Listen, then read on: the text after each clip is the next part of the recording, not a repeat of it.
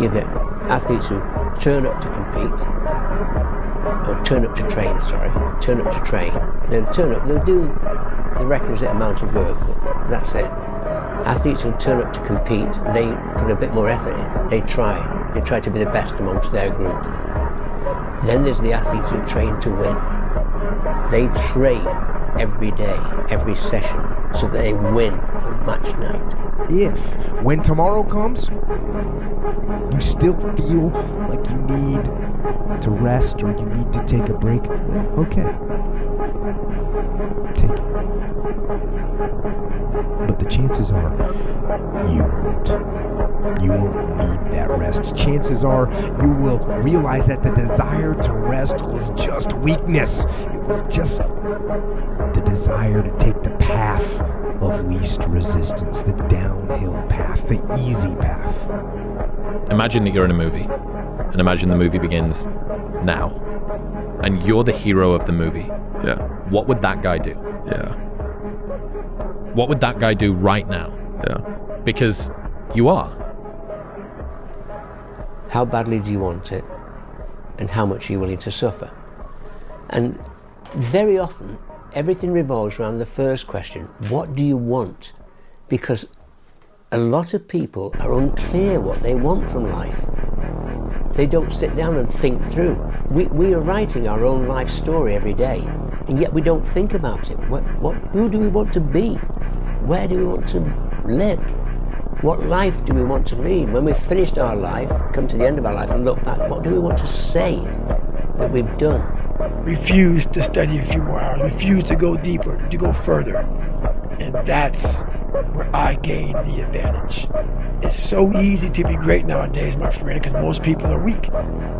Most people don't want to go to that extra mile. Most people don't want to find that extra because it sucks. It's miserable. It's lonely. You talked about that you were kind of, lonely by yourself. I was the same way. Yeah, that used to hurt me growing up. Now I thrive in that shit. That's the only place to be. And if I had only started with just doing what I was supposed to do, I could have done 4 or 5 other things that I was also supposed to do by this exact same point. And so thinking about it from that perspective, I've tried to eliminate as much time between I think I should do this thing and beginning doing it.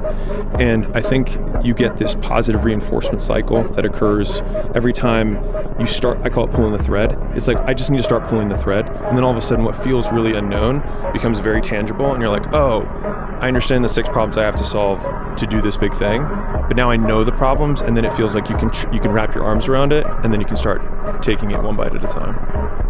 A lot of people, wonder, how did you become this? How did you become so vulnerable? How are you doing a podcast now when you were this kid? You overcame things. You fought them. And now this is what happens. This is on the other side of overcoming. You become very, very powerful when you overcome yourself.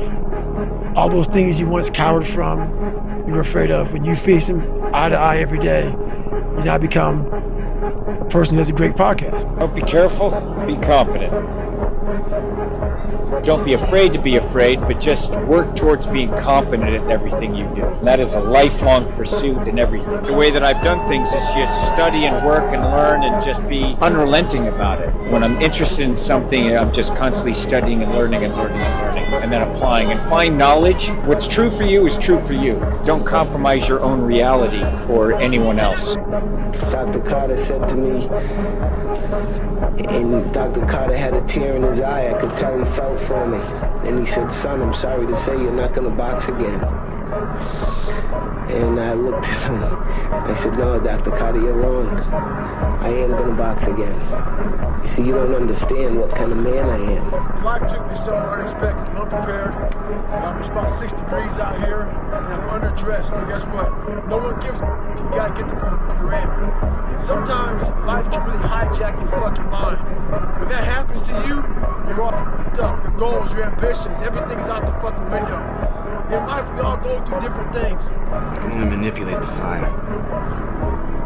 I can't create it. You're a god among insects. Never let anyone tell you different. Look at you. What do you believe in, huh? What do you believe in? believe whatever doesn't kill you simply makes you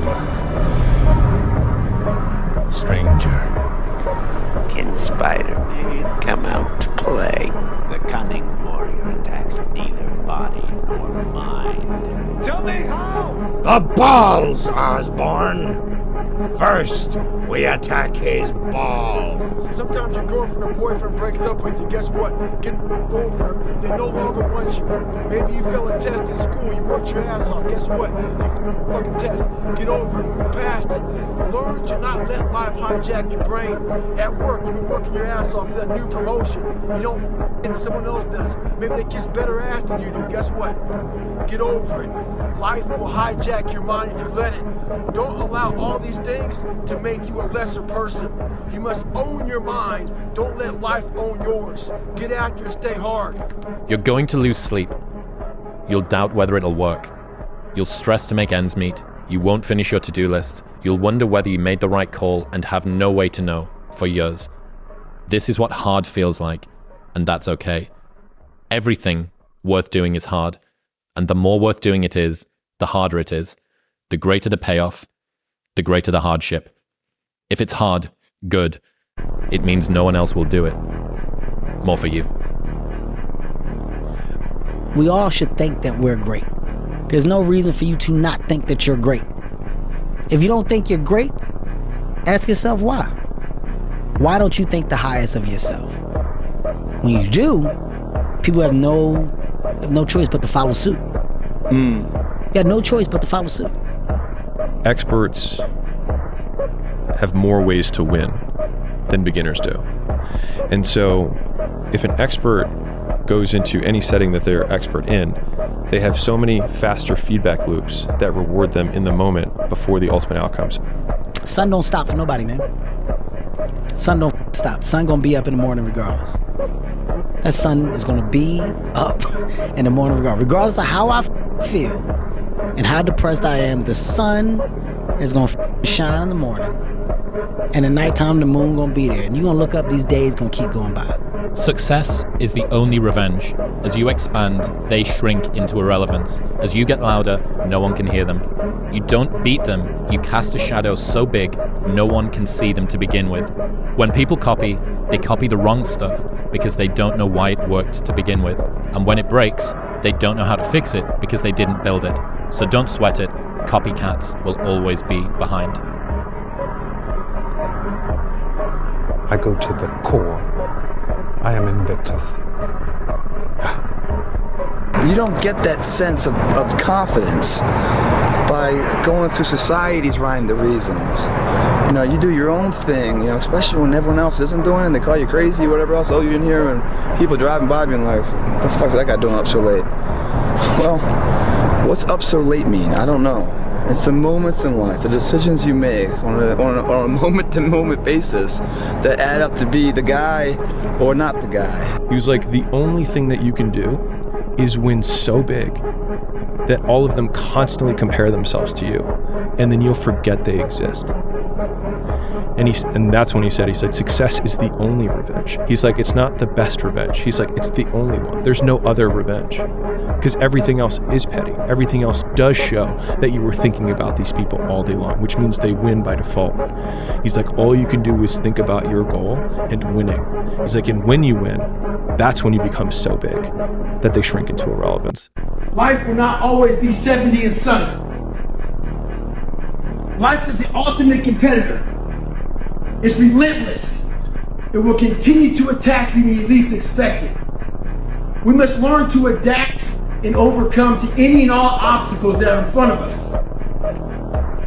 We have to evolve. And the way I evolved was I changed my diet. Had to start doing a lot more cross training. When the obstacle gets in front of you, don't let it stop you. I don't get tired. Lake show, we coming home. I looked at him, and I remember, I call it Ese Diablo. He was looking at me, and he just had this like look, and he's just swinging his hands. And I said, you're not gonna beat me. I'm prepared to die And I meant that, man. I swear to God on my life, I meant that. I'm even getting goosebumps thinking, see that? I'm getting goosebumps. Like, I meant that shit, because I was like, look, and I signed my death warrant right there. I was like, look, if this is how I die, this is how I die. But you see me, I was trying to get him. I was trying to kill him. I knew, because for me, if I'm ready to die, I'm ready to kill. You have to be willing to give something up as well. The wise man, the good man, the philosopher, is a man who lives in accordance with nature. He fears only abdicating his moral responsibility. He is not afraid of pain. He is not afraid of death. He is not afraid of poverty. He is not afraid of any of the vicissitudes of the human condition. He fears only that he should let himself down and that he should be less than a complete human being. But I'm working so hard, like I say. I'm starting to training when I have 12, now I have 33. I passed for everything in my life. I passed for everything. Last 2 years I worked so hard. I bring my family to US. I start my camping in America Top Team. I leave everything I have. My mom take care of me and my 2 brothers alone, you know. Now Dad, you proud of me, Dad. You proud of me. Because once I had my first loss, I took winning for granted, because it was just a habit. I was always winning, always winning, always winning. So now I have to, like, when you win, when you do something amazing, like I did in Atlanta, like I did in Melbourne, just chill, smell the roses, and then move forward. And we have all these news people judging people who f up in life. And yeah, they made big mistakes. But that person who is judging you on TV, I guarantee you that news person is saying, I'm glad that my shit didn't come out. But I'm gonna judge the hell out of you. I know that about people. So if you wanna sit back and judge how jacked up I was and how messed up my life was, Merry Christmas, go for it. Have a good time. But I'm smiling at you right now, knowing you have a secret that you're not willing to share. Still to be happy about. You're up 2-0. Job's not finished.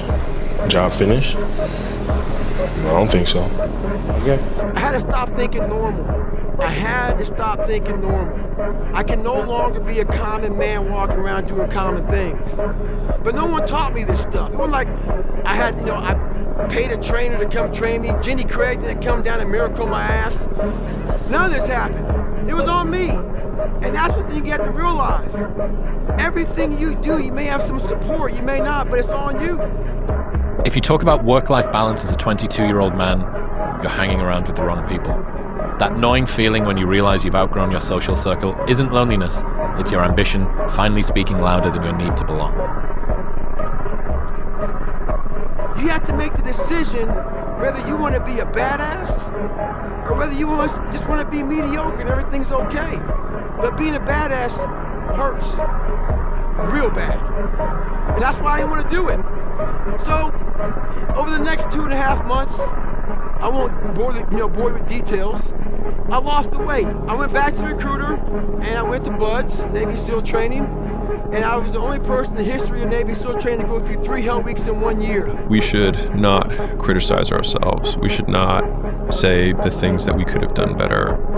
But I believe that that voice isn't an insecurity. I think it's a version that wants you to chase your potential.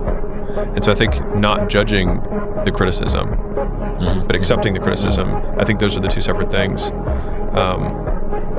And I think that's what unlocks the potential while making it somewhat palatable along the way. Yeah. Everybody stop talking now. Attention. I told you, all of my critics, I told you all that I was the greatest of all time. When I beat Sunday Liston, I told you today, I'm still the greatest of all time. Never again defeat me. Never again say that I'm going to be defeated. Never again make me the underdog until I'm about 50 years old. Then you might get me. If you don't handle self-doubt, insecurities, fucking imperfections, jealousy, all these fucking things, allow people to bully you, fuck you around, your nuts start to retract back up. Insecurities end up here, self-doubt, all this shit, before you know it in your fucking chest, you end up with chestnut syndrome. How you fix chestnut syndrome is you gotta man the fuck up. Hit your fucking chest, send the signal to your fucking mind that you're gonna man the fuck up. And they fall back in your fucking sack. Once they fall back in your sack, you sack it the fuck up. Stay hard. if you don't work hard, you just won't be here, you know. And I love that because I don't have to pull teeth every day, you know. I know that if they don't work hard, they've shown me over time that you're just not going to be here if you're not going to be ready and prepared when it's your time. So as you can imagine, your life is really a byproduct of what you chart out, right? And so the way I see it here is this. It starts off with these 3 steps. See it, believe it, achieve it. If you always do what you always did, you'll always get what you always got. You cannot change your life unless you change something. It's up to you. The ball's in your court. No more around. You want your life to be better? I can't help you. Lee can't help you. Joe Rogan can't help you. Ari can't help you. God can't help you. Only you help you. Grab your balls, get a notebook, and write down what you're going to do this year. And this is it. You're not going to have these problems. Drugs, cigarettes, that dumb bitch. It all starts today, all right? No more excuses. This is the year of the soldier. I don't apologize. In the end, I don't care whether you love me or you hate me, just as long as I win. The deck is stacked. The rules are rigged. Welcome to the death of the age of reason.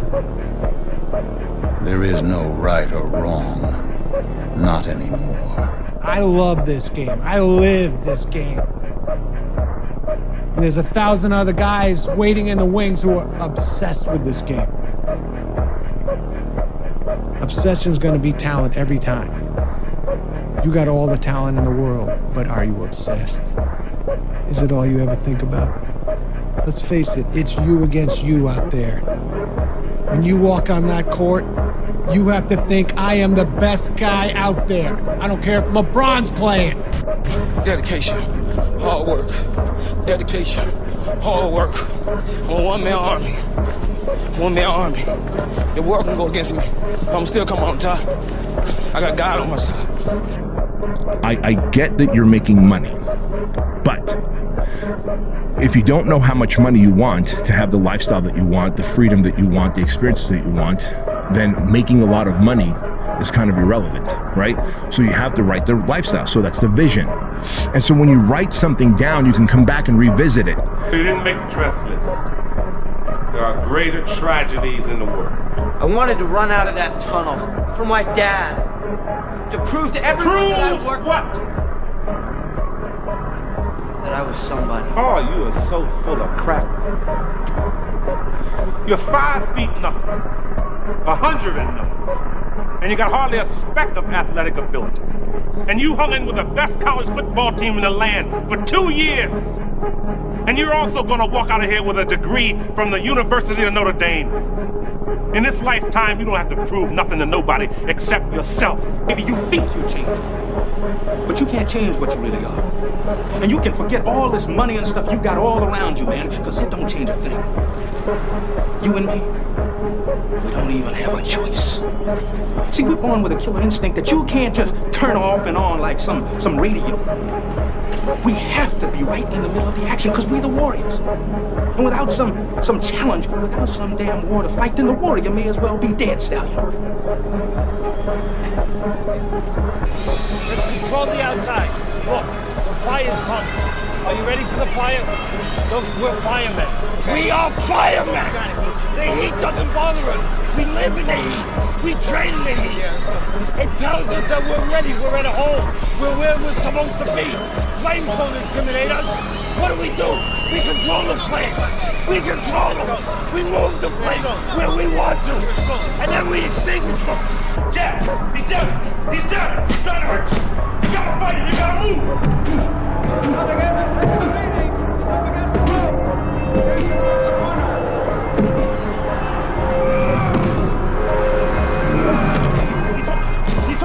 He's hooking! Damn, Ron, come on! What's the matter with you? There is no tomorrow! There is no tomorrow! Every kitten grows up to be a cat. They seem so harmless at first, small, quiet, lapping up their saucer of milk. But once their claws get long enough, they draw blood. sometimes from the hand that feeds them. For those of us climbing to the top of the food chain, there can be no mercy. There is but one rule: hunt or be hunted. Welcome back. And that burning desire is the starting point of all great accomplishment. Why is that so important? Well, burning desire is the desire that drives you ahead over all the difficulties, disappointments, temporary failures, obstacles, because if your goal is worthy of you, you're going to fall on your face over and over and over again. You're going to make mistakes. It's going to cost you money. It's going to cost you time. It's going to cost you anxiety. As a matter of fact, if you're not laying in bed at night staring at the ceiling with your heart pounding at least 3 nights a week, you're probably not trying hard enough.